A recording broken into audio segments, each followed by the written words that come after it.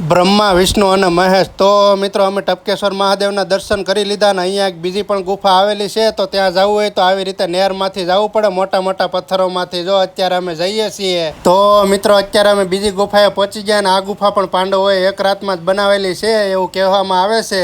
અહીંયા પણ પાણી પડે છે. એ હજી ફૂટે ફૂટે જવું પડે, અંદર શ્વાસની તકલીફ પડે.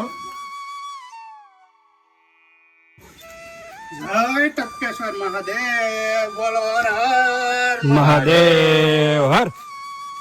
અહીંયા મિત્રો તમે ગમે ત્યારે આવો એટલે ખાસ કરીને ધ્યાન રાખવું, કારણ કે મિત્રો આમાં સિંહો પણ હોય છે, વન્ય પ્રાણીઓ હોય છે આમાં ભાઈ ગુફાની અંદર, કારણ કે અહીંયા કોઈ લોકો રહેતા નથી. તો આવી સરસ મજાની ગુફાઓ છે મિત્રો, તમે આવો ટપકેશ્વર અને દર્શન કરો ટપકેશ્વર મહાદેવના, જે ગુફાઓમાંથી એકદમ ટપ ટપ પાણી પડતું રહે છે, એનાથી શિવલિંગ બને છે.